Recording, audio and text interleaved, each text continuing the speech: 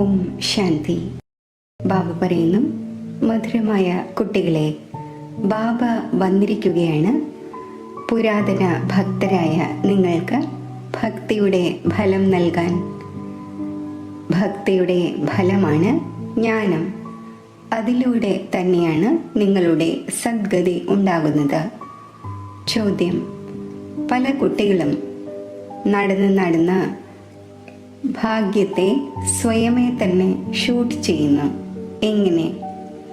ഉത്തരം: ബാബയുടേത് ആയതിനു ശേഷം സർവീസ് ചെയ്യുന്നില്ല എങ്കിൽ, തൻ്റെ മേലും മറ്റുള്ളവരുടെ മേലും ദയവ് കാണിക്കുന്നില്ല എങ്കിൽ, അവർ തൻ്റെ ഭാഗ്യത്തെ ഷൂട്ട് ചെയ്യുന്നു. അതായത് പദവി ഭ്രഷ്ടമായി പോകുന്നു.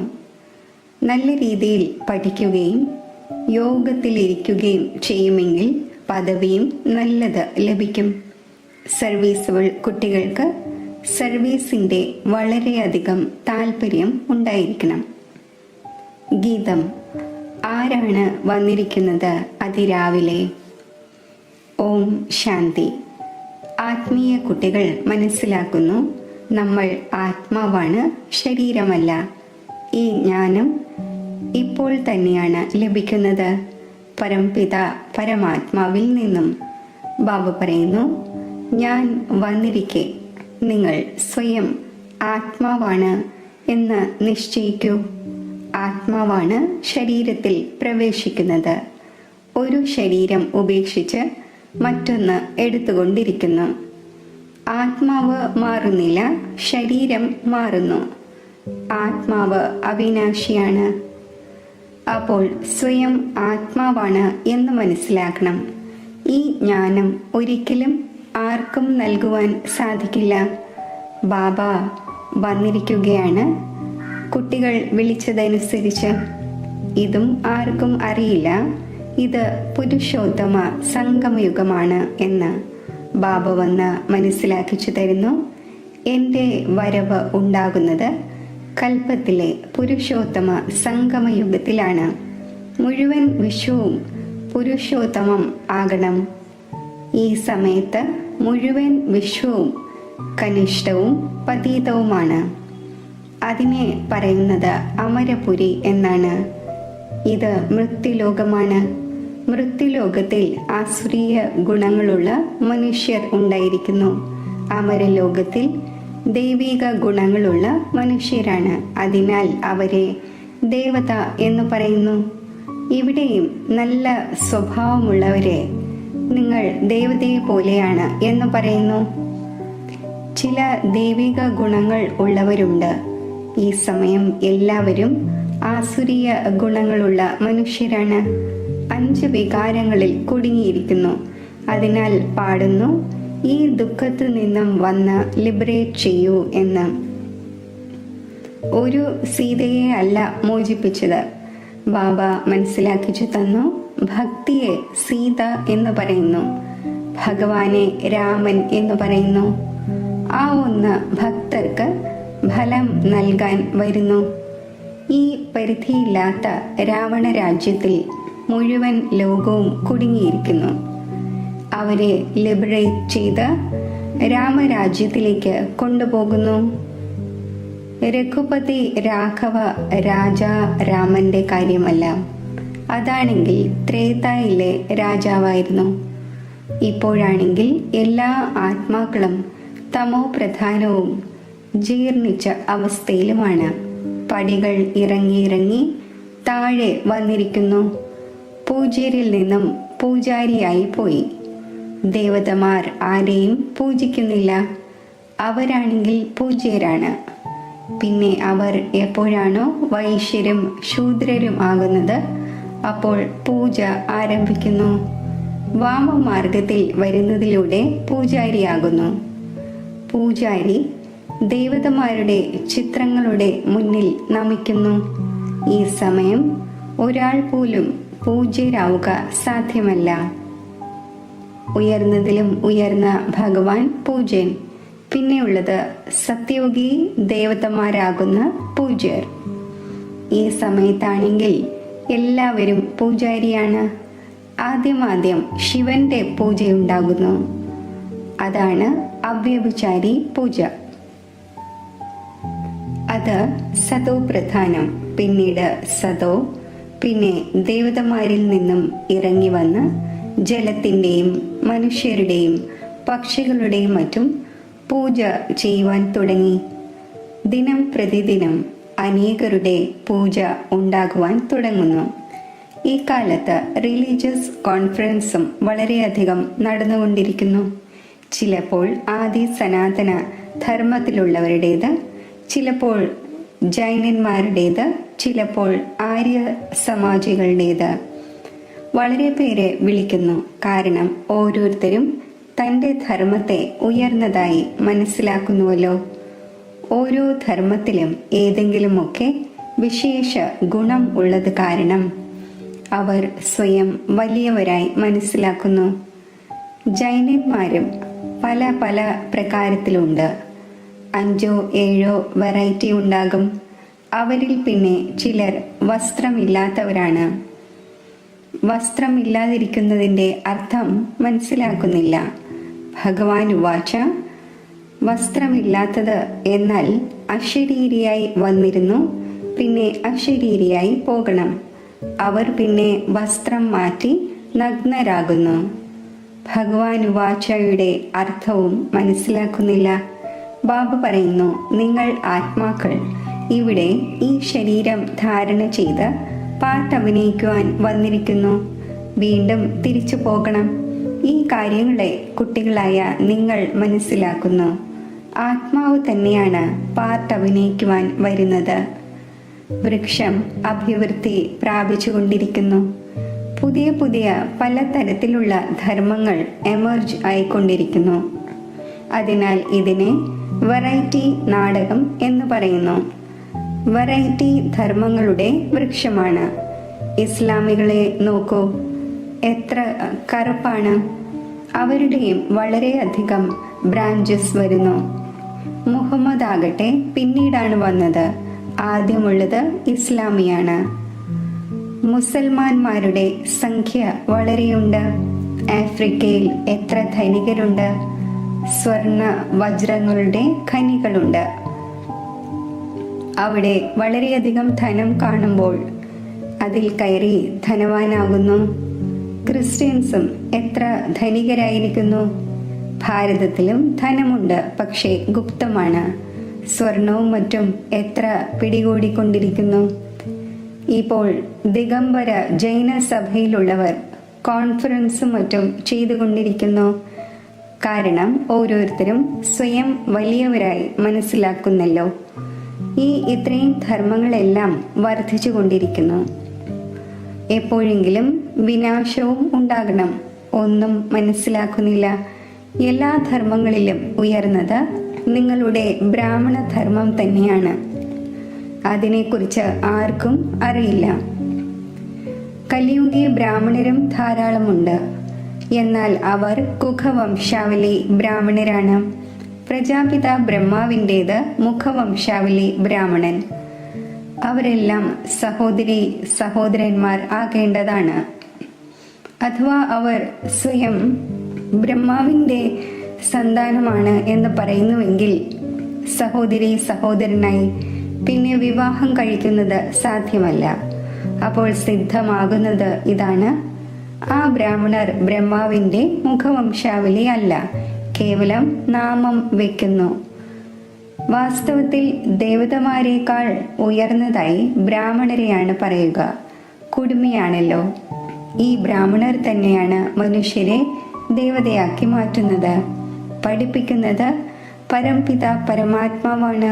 സ്വയം ജ്ഞാനത്തിൻ്റെ സാഗരമാണ്. ഇതാർക്കും തന്നെ അറിയില്ല.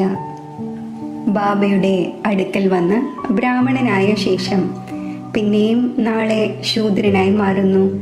പഴയ സംസ്കാരം പരിവർത്തനപ്പെടുത്തുന്നതിൽ വളരെ പ്രയത്നം തോന്നുന്നു. സ്വയം ആത്മാവാണ് എന്ന് നിശ്ചയിച്ച് ബാബയിൽ നിന്നും സമ്പത്ത് എടുക്കണം. ആത്മീയ പിതാവിൽ നിന്നും ആത്മീയ കുട്ടികൾ തന്നെയാണ് സമ്പത്ത് എടുക്കുക. ബാബയെ ഓർമ്മിക്കുന്നതിൽ തന്നെയാണ് മായ വിഘ്നമിടുന്നത്. ബാബ പറയുന്നു, കൈകൾ കർമ്മം ചെയ്യട്ടെ, മനസ്സ് ഓർമ്മിക്കട്ടെ. ഇത് വളരെ സഹജമാണ്. ഏതുപോലെ ആഷിഖ് മാഷൂഖ് ഉണ്ടായിരിക്കുമ്പോൾ അന്യോന്യം കാണാതിരിക്കുവാനേ സാധിക്കില്ല. ബാബയാണെങ്കിൽ പ്രിയതമനാണ്. പ്രിയതമന്മാർ എല്ലാ കുട്ടികളുമാണ്. അവർ ബാബയെ ഓർമ്മിച്ചുകൊണ്ടിരിക്കുന്നു. ഒരേ ഒരു ബാബ തന്നെയാണ് ഒരിക്കലും ആരിലും പ്രിയതമാകാത്തത്. കാരണം ബാബയേക്കാൾ ഉയർന്നതായി ആരും തന്നെയില്ല. ബാക്കി കുട്ടികളുടെ മഹിമ ചെയ്യുന്നു. നിങ്ങൾ ഭക്തി മാർഗം മുതൽ എല്ലാവരും പ്രിയതമനായ എൻ്റെ പ്രിയതമകളാണ്. വിളിക്കുന്നുമുണ്ട്, വന്ന് ദുഃഖത്തിൽ നിന്നും ലിബറേറ്റ് ചെയ്ത് പാവനമാക്കി മാറ്റൂ. നിങ്ങൾ എല്ലാവരും ബ്രൈഡ്സ് ആണ്. ഞാനാണ് ബ്രൈഡ് ഗ്രൂം.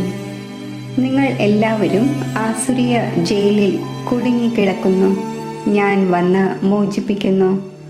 ഇവിടെ വളരെയധികം പ്രയത്നമുണ്ട്. ക്രിമിനൽ ആയി ചതിക്കുന്നു. സിവിൽ ആയി ആകുന്നതിൽ പ്രയത്നം തോന്നുന്നു. ദേവതമാരുടേത് എത്ര നല്ല ക്യാരക്ടേഴ്സാണ്. ഇപ്പോൾ ഇങ്ങനെയുള്ള ദേവതയാക്കി മാറ്റുന്ന ആൾ തീർച്ചയായും വേണ്ടതാണല്ലോ. കോൺഫറൻസിൽ ടോപ്പിക് വെച്ചിട്ടുണ്ട്, മാനവ ജീവിതത്തിൽ ധർമ്മത്തിൻ്റെ ആവശ്യകത. ഡ്രാമയെ അറിയാത്തത് കാരണം കുഴങ്ങിയിരിക്കുന്നു. നിങ്ങൾക്കല്ലാതെ ആർക്കും മനസ്സിലാക്കിച്ചു കൊടുക്കുവാൻ സാധിക്കില്ല. ക്രിസ്ത്യൻസിനോ അഥവാ ബൗദ്ധർക്കോ ഇത് അറിയില്ല. ക്രൈസ്റ്റും ബുദ്ധനുമെല്ലാം വീണ്ടും എപ്പോൾ വരും എന്ന് നിങ്ങൾക്ക് ഉടൻ കണക്ക് പറഞ്ഞു കൊടുക്കുവാൻ സാധിക്കും. അപ്പോൾ മനസ്സിലാക്കിച്ചു കൊടുക്കണം. ധർമ്മത്തിൻ്റെ ആവശ്യകത ഉണ്ടല്ലോ. ആദ്യം ഏതൊരു ധർമ്മമാണ് ഉണ്ടായിരുന്നത്? പിന്നീട് ഏത് ധർമ്മമാണ് വന്നത്? തൻ്റെ ധർമ്മത്തിലുള്ളവരും പൂർണ്ണമായും മനസ്സിലാക്കുന്നില്ല. യോഗം ചെയ്യുന്നില്ല. യോഗമില്ലാതെ ശക്തി വരുന്നില്ല. മൂർച്ച ഉണ്ടാകുന്നില്ല. ബാബയെ തന്നെയാണ് ഓൾമൈറ്റി അതോറിറ്റി എന്ന് പറയുന്നത്. നിങ്ങൾ എത്ര ഓൾമൈറ്റി ആകുന്നു? വിശ്വത്തിൻ്റെ അധികാരിയാകുന്നു. നിങ്ങളുടെ രാജ്യം ആർക്കും തന്നെ തട്ടിയെടുക്കുവാൻ സാധിക്കില്ല. ആ സമയം മറ്റൊരു ഖണ്ഡവും ഉണ്ടായിരിക്കുന്നില്ല. ഇപ്പോഴാണെങ്കിൽ എത്ര ഖണ്ഡങ്ങളാണ്? ഈ സൃഷ്ടിചക്രം എങ്ങനെ തിരിയുന്നു? 5000 വർഷത്തിൻ്റെതാണ് ഈ ചക്രം. ബാക്കി സൃഷ്ടി എത്ര നീണ്ടതാണ് എന്നത് അളക്കുവാൻ സാധിക്കില്ല. ഭൂമിയുടേത് അളക്കുവാൻ സാധിക്കും, സാഗരത്തിൻ്റേത് സാധിക്കില്ല. ആകാശത്തിൻ്റെയും സാഗരത്തിൻ്റെയും അന്ത്യം കണ്ടെത്തുവാൻ കഴിയില്ല. അപ്പോൾ മനസ്സിലാക്കിച്ചു കൊടുക്കണം, ധർമ്മത്തിൻ്റെ ആവശ്യകത ഉള്ളത് എന്തുകൊണ്ടാണ്. മുഴുവൻ ചക്രവും തയ്യാറായിരിക്കുന്നത് തന്നെ ധർമ്മങ്ങളുടെ മേലാണ്. ഇത് വെറൈറ്റി ധർമ്മങ്ങളുടെ വൃക്ഷമാണ്. ഈ വൃക്ഷമാണ് അന്ധരുടെ മുന്നിലുള്ള കണ്ണാടി. നിങ്ങൾ ഇപ്പോൾ പുറത്ത് സേവനത്തിനായി പോകുന്നു. പതുക്കെ പതുക്കെ നിങ്ങളുടെ അഭിവൃദ്ധി ഉണ്ടായിക്കൊണ്ടിരിക്കുന്നു. കൊടുങ്കാറ്റ് ഏൽക്കുമ്പോൾ വളരെയധികം ഇലകൾ വീഴുകയും ചെയ്യുമല്ലോ. മറ്റ് ധർമ്മങ്ങളിൽ കൊടുങ്കാറ്റ് ഏൽക്കുന്ന കാര്യമേ ഇല്ല. അവർക്കാണെങ്കിൽ മുകളിൽ നിന്നും വരിക തന്നെ വേണം. ഇവിടെ നിങ്ങളുടെ സ്ഥാപന വളരെ വണ്ടർഫുള്ളാണ്. ആദ്യമുള്ള ഭക്തർ ആരാണോ അവർക്ക് തന്നെയാണ് ഭഗവാന് വന്ന് ഫലം നൽകേണ്ടത്. തൻ്റെ വീട്ടിലേക്ക് പോകുന്നതിൻ്റെ വിളിക്കുന്നുമുണ്ട്, നമ്മൾ ആത്മാക്കളെ നമ്മുടെ വീട്ടിലേക്ക് കൊണ്ടുപോകൂ. ഇത് ആർക്കും അറിയില്ല. ബാബ സ്വർഗത്തിൻ്റെയും രാജ്യഭാഗ്യം നൽകുന്നു എന്ന്. സന്യാസിമാർ സുഖത്തെ അംഗീകരിക്കുന്നതേ ഇല്ല. അവർ മോക്ഷത്തിനു വേണ്ടിയാണ് ആഗ്രഹിക്കുന്നത്. മോക്ഷത്തെ സമ്പത്ത് എന്ന് പറയില്ല. സ്വയം ശിവ് ബാബയ്ക്ക് പോലും പാട്ട് അഭിനയിക്കേണ്ടി വരുന്നു. അപ്പോൾ പിന്നെ ആരെയെങ്കിലും മോക്ഷത്തിലേക്ക് എങ്ങനെ വയ്ക്കുവാൻ സാധിക്കും? നിങ്ങൾ ബ്രഹ്മകുമാർ കുമാരിമാർ തൻ്റെ ധർമ്മത്തെയും സർവരുടെ ധർമ്മത്തെയും അറിയുന്നു. നിങ്ങൾക്ക് ദയവുണ്ടാകേണ്ടതാണ്. ചക്രത്തിന്റെ രഹസ്യം മനസ്സിലാക്കിച്ചു കൊടുക്കണം. പറയൂ, നിങ്ങളുടെ ധർമ്മസ്ഥാപകൻ വീണ്ടും തന്റെ സമയത്ത് വരും. മനസ്സിലാക്കിച്ചു കൊടുക്കുന്നവരും സമർത്ഥരായവർ ആവശ്യമാണ്. നിങ്ങൾക്ക് മനസ്സിലാക്കിച്ചു കൊടുക്കുവാൻ സാധിക്കും. ഓരോരുത്തർക്കും സതോ പ്രധാനത്തിൽ നിന്നും സതോ രജോ തമോയിലേക്ക് വരിക തന്നെ വേണം. ഇപ്പോൾ രാവണ രാജ്യമാണ്. നിങ്ങളുടേത് സത്യമായ ഗീതയാണ്. അത് ബാബ കേൾപ്പിക്കുന്നു. ഭഗവാൻ എന്ന് നിരാകാരനെയാണ് പറയുന്നത്. ആത്മാവ് നിരാകാരനായ ഗോഡ് ഫാദറിനെ വിളിക്കുന്നു. അവിടെ നിങ്ങൾ ആത്മാക്കൾ വസിക്കുന്നു. നിങ്ങളെ പരമാത്മാവ് എന്ന് പറയില്ല. പരമാത്മാവ് ഒന്നു മാത്രമാണ്, ഉയർന്നതിലും ഉയർന്ന ഭഗവാൻ. പിന്നെ എല്ലാവരും ആത്മാക്കളാണ്, കുട്ടികളാണ്. സർവരുടെയും സദ്ഗതി ദാതാവ് ഒന്നാണ്. പിന്നെയുള്ളത് ദേവതമാരാണ്. അവരിലും നമ്പർ 1 ആണ് കൃഷ്ണൻ. കാരണം ആത്മാവും ശരീരവും രണ്ടും പവിത്രമാണ്. നിങ്ങൾ സംഗമയുഗിയാണ്. നിങ്ങളുടെ ജീവിതം അമൂല്യമാണ്. ദേവതമാരുടേത് അല്ല, ബ്രാഹ്മണരുടേത് അമൂല്യ ജീവിതമാണ്. ബാബ നിങ്ങളെ കുട്ടിയാക്കി മാറ്റി. പിന്നെ നിങ്ങളുടെ മേൽ എത്ര പ്രയത്നിക്കുന്നു. ദേവതമാർ ഇത്രയും പ്രയത്നമൊന്നും ചെയ്യുകയില്ല. അവർ പഠിപ്പിക്കുന്നതിനായി കുട്ടികളെ സ്കൂളിൽ അയക്കും. ഇവിടെ ബാബ ഇരുന്ന് നിങ്ങളെ പഠിപ്പിക്കുന്നു. ആ ഒന്ന് അച്ഛനും ടീച്ചറും ഗുരുവും 3 അപ്പോൾ എത്ര റിഗാർഡ് ഉണ്ടാകേണ്ടതാണ്. സർവീസബിളായ കുട്ടികൾക്ക് സർവീസിൻ്റെ വളരെ താല്പര്യം ഉണ്ടാകണം.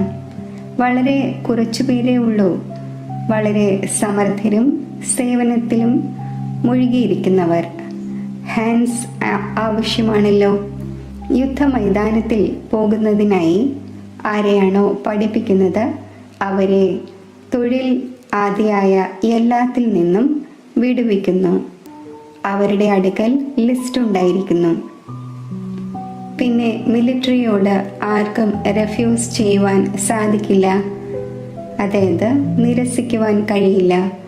നമ്മൾ മൈതാനത്തിൽ പോവുകയില്ല എന്ന്. ആവശ്യം വരുമ്പോൾ വിളിക്കും എന്നതിനായി ഡ്രിൽ പഠിപ്പിക്കുന്നു. റെഫ്യൂസ് ചെയ്യുന്നവർക്കെതിരെ കേസ് എടുക്കുന്നു. ഇവിടെയാണെങ്കിൽ ആ കാര്യമൊന്നും ഇല്ല. ഇവിടെ പിന്നെ ആര് നല്ല രീതിയിൽ സർവീസ് ചെയ്യുന്നില്ല, അപ്പോൾ പദവി ഭ്രഷ്ടമായി പോകുന്നു. സർവീസ് ചെയ്യുന്നില്ലെങ്കിൽ സ്വയം തന്നെ ഷൂട്ട് ചെയ്യുന്നത് പോലെയാണ്. പദവി ഭ്രഷ്ടമാക്കി പോകുന്നു. തൻ്റെ ഭാഗ്യത്തെ ഷൂട്ട് ചെയ്യുന്നു. നല്ല രീതിയിൽ പഠിക്കണം, യോഗത്തിലിരിക്കണം. അപ്പോൾ നല്ല പദവി ലഭിക്കും. തൻ്റെ മേൽ ദയവ് കാണിക്കേണ്ടതുണ്ട്. തൻ്റെ മേൽ കാണിക്കുമ്പോഴാണ് മറ്റുള്ളവരുടെ മേലും കാണിക്കുന്നത്. ബാബ ഓരോ പ്രകാരത്തിലും അറിവ് നൽകിക്കൊണ്ടിരിക്കുന്നു. ഈ ലോകത്തിൻ്റെ നാടകം എങ്ങനെ നടക്കുന്നു, അപ്പോൾ രാജധാനിയും സ്ഥാപിതമാകുന്നു. ഈ കാര്യങ്ങളെ ലോകം അറിയുന്നില്ല. ഇപ്പോൾ നിമന്ത്രണം ലഭിക്കുന്നുണ്ട്. 5-10 മിനിറ്റിൽ എന്ത് മനസ്സിലാക്കി കൊടുക്കുവാൻ സാധിക്കും? 1-2 മണിക്കൂർ നൽകിയെങ്കിൽ മനസ്സിലാക്കിച്ചു കൊടുക്കുവാനും സാധിക്കും. ഡ്രാമയെ തീർത്തും അറിയുന്നില്ല. നല്ല നല്ല പോയിന്റ്സ് പലയിടങ്ങളിലും എഴുതേണ്ടത് ആവശ്യമാണ്. എന്നാൽ കുട്ടികൾ മറന്നു പോകുന്നു. ബാബ ക്രിയേറ്ററുമാണ്. കുട്ടികളായ നിങ്ങളെ ക്രിയേറ്റ് ചെയ്യുന്നു, തൻ്റേതാക്കി മാറ്റിയിരിക്കുന്നു. ഡയറക്ടർ ആയി ഡയറക്ഷനും നൽകുന്നു, ശ്രീമത് തരുന്നു, പിന്നെ ആക്റ്റും ചെയ്യുന്നു, ജ്ഞാനം കേൾപ്പിക്കുന്നു. ഇതും ആ ഒന്നിൻ്റെ ഉയർന്നതിലും ഉയർന്ന ആക്റ്റാണല്ലോ. ഡ്രാമയുടെ ക്രിയേറ്ററിനെയും ഡയറക്ടറിനെയും മുഖ്യ ആക്ടറിനെയും അറിഞ്ഞില്ലെങ്കിൽ പിന്നെ എന്ത് പ്രയോജനം? ശരി, മധുരമധുരമായ വളരെ കാലം വേർപിരിഞ്ഞ ശേഷം തിരിച്ചു കിട്ടിയ കുട്ടികൾക്ക് മാതാവും പിതാവുമായ ബാബ്ദാദയുടെ സ്നേഹസ്മരണകൾ. Good morning. ആത്മീയ പിതാവിൻ്റെ ആത്മീയ കുട്ടികൾക്ക് നമസ്തേ. ധാരണയ്ക്കുള്ള മുഖ്യസാരം: ഈ അമൂല്യ ജീവിതത്തിൽ പഠിപ്പിക്കുന്ന ടീച്ചറിന് വളരെ വളരെ റിഗാർഡ് വയ്ക്കണം. പഠനത്തിൽ വളരെ സമർത്ഥമായി സേവനത്തിൽ മുഴുകണം. തൻ്റെ മേൽ സ്വയം ദയവ് കാണിക്കണം.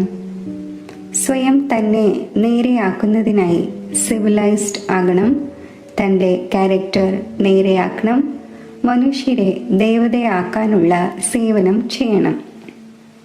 വരദാനം: ആത്മീയ ഡ്രില്ലിൻ്റെ അഭ്യാസത്തിലൂടെ ഫൈനൽ പരീക്ഷയിൽ പാസ്സാകുന്ന സദാ ശക്തിശാലിയായി ഭവിക്കട്ടെ. ഏതുപോലെ വർത്തമാന സമയമനുസരിച്ച് ശരീരത്തിനു വേണ്ടി സർവ രോഗങ്ങൾക്കുമുള്ള ഔഷധമായി എക്സസൈസ് പഠിപ്പിക്കുന്നു, ഇതേപോലെ ആത്മാവിനെ സദാ ശക്തിശാലി ആക്കുന്നതിനായി ആത്മീയ എക്സസൈസിൻ്റെ അഭ്യാസം ആവശ്യമാണ്. 4 ഭാഗത്തും എത്ര തന്നെ ചഞ്ചലതയുടെ അന്തരീക്ഷം ഉണ്ടായിക്കൊള്ളട്ടെ, എന്നാൽ ശബ്ദത്തിൽ ഇരിക്കുമ്പോഴും ശബ്ദത്തിന് ഉപരി സ്ഥിതിയുടെ അഭ്യാസം ചെയ്യൂ. മനസ്സിനെ എവിടെ എത്ര സമയം സ്ഥിതി ചെയ്യിക്കുവാൻ ആഗ്രഹിക്കുന്നുവോ അത്രയും സമയം അവിടെ സ്ഥിതി ചെയ്യൂ. അപ്പോൾ ശക്തിശാലിയായി ഫൈനൽ പരീക്ഷയിൽ പാസ്സാകുവാൻ സാധിക്കും. സ്ലോഗൻ: തൻ്റെ വികാരി സ്വഭാവ സംസ്കാരവും കർമ്മവും സമർപ്പണം ചെയ്യുന്നത് തന്നെയാണ് സമർപ്പിതമാവുക എന്നത്. അവ്യക്ത സൂചന: ഇപ്പോൾ സ്നേഹത്തിൻ്റെ അഗ്നിയെ പ്രജ്വലിതമാക്കി യോഗത്തെ ജ്വാലാരൂപം ആക്കൂ.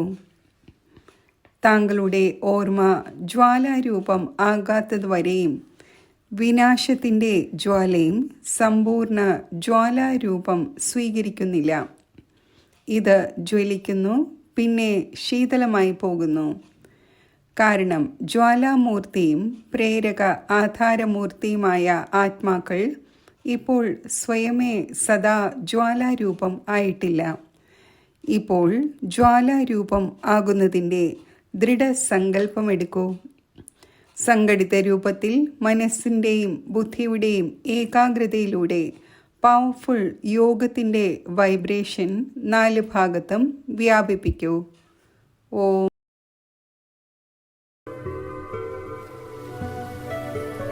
മെഡിറ്റേഷൻ.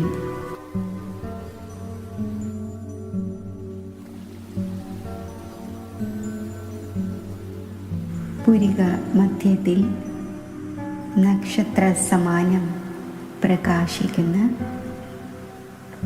ആത്മസ്വരൂപത്തിലേക്ക് മനസ്സിനെ ഏകാഗ്രമാക്കൂ.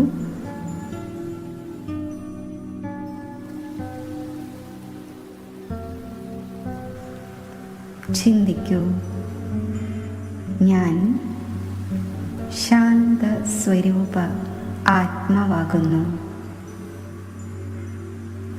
എൻ്റെ സ്വാഭാവിക ഗുണം ശാന്തതയാണ്.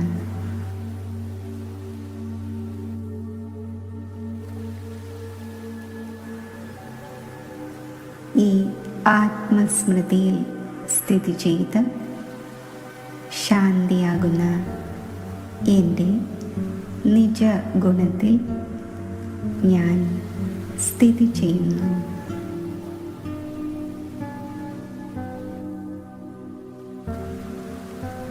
മനസ്സിൻ്റെ ഈ പ്രശാന്തമായ അവസ്ഥ നിലനിർത്തിക്കൊണ്ട് ബുദ്ധിബലത്തിലൂടെ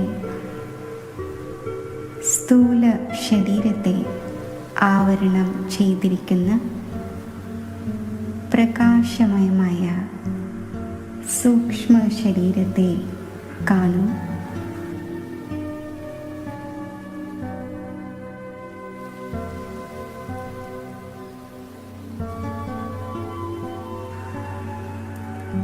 ചിന്തിക്കൂ: ഞാൻ തിളങ്ങുന്ന ജ്യോതി പ്രകാശമയ ശരീരത്തിൽ സ്ഥിതി ചെയ്യുന്നു.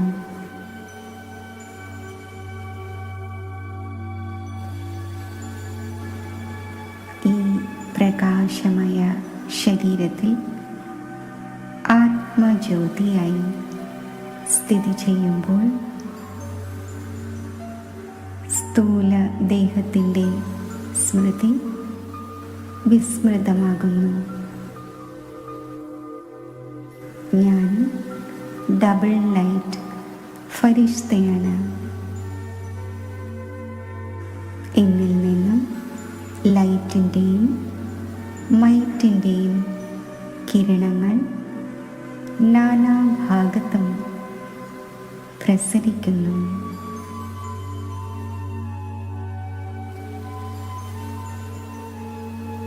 സ്മൃതിയുടെ ശക്തിയിലൂടെ ഫരിഷ്തകളുടെ ലോകത്തിലേക്ക് സഞ്ചരിക്കും.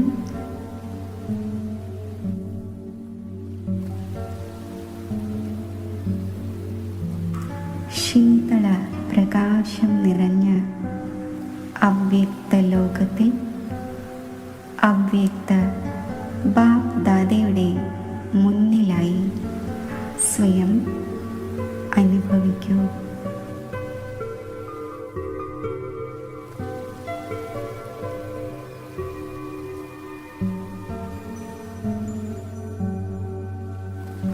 ചിന്തിക്കൂ, ഞാൻ ഡബിൾ ലൈറ്റ് ഫരിഷ്ത അവ്യക്ത ബാപ് ദാദയുടെ സന്മുഖത്ത് സ്ഥിതി ചെയ്യുകയാണ്.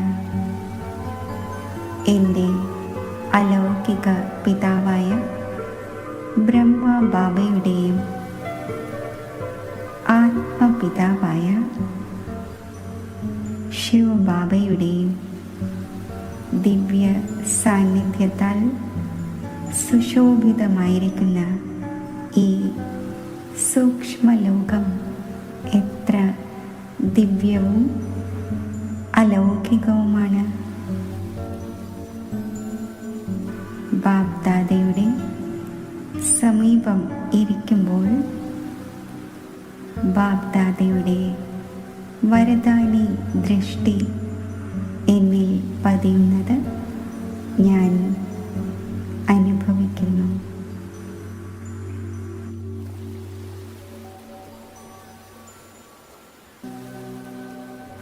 സംഗമയുഗത്തിൻ്റെ സർവശ്രേഷ്ഠ പ്രാപ്തിയായ അതീന്ദ്രിയ സുഖമയ സ്ഥിതിയിൽ ഞാൻ മഗ്നമാകുന്നു.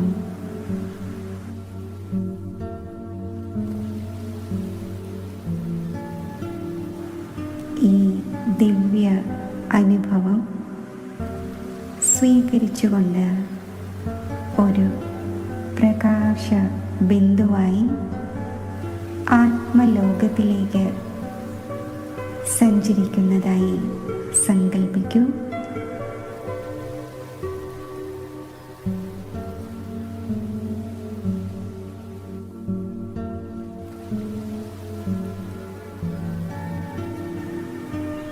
എവിടെയും സ്വർണ്ണ ചുവപ്പ് പ്രകാശം നിറഞ്ഞ സർവത്ര ശാന്തത നിറഞ്ഞ ബ്രഹ്മലോകത്തിൽ ഒരു ചൈതന്യ ബിന്ദുവായി സ്ഥിതി ചെയ്യുന്നത് സങ്കൽപ്പിക്കൂ.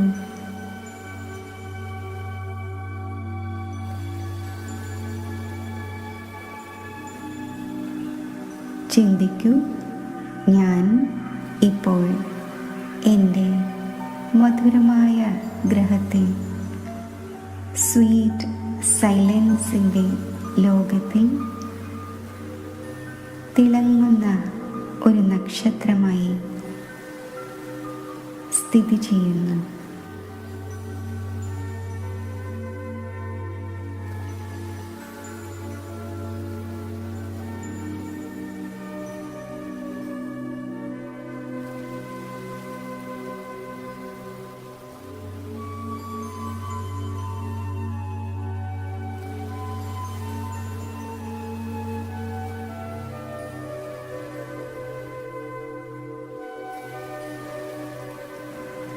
ഈ ലോകത്തിൽ എൻ്റെ ആത്മപിതാവായ ശിവബാബയുടെ ഹൃദയാകർഷകമായ ആ മംഗള സ്വരൂപത്തിൽ എൻ്റെ മനസ്സും ബുദ്ധിയും ഏകാഗ്രമാക്കുന്നു.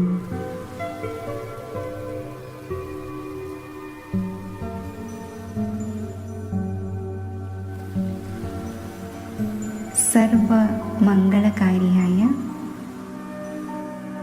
ശിവബാബയുടെ സമീപം ഒരു ബാബയുടെ മാത്രം ഓർമ്മയിൽ ലയിച്ചു ചേരുമ്പോൾ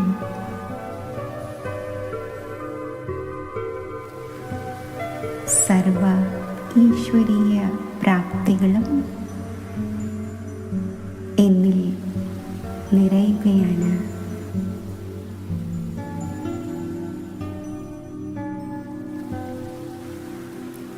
ശാന്തിയുടെ, ശക്തിയുടെ, പവിത്രതയുടെ, സുഖത്തിൻ്റെ, ആനന്ദത്തിൻ്റെ ദിവ്യ ഖജനാവുകൾ എന്നിൽ നിറയുന്നു.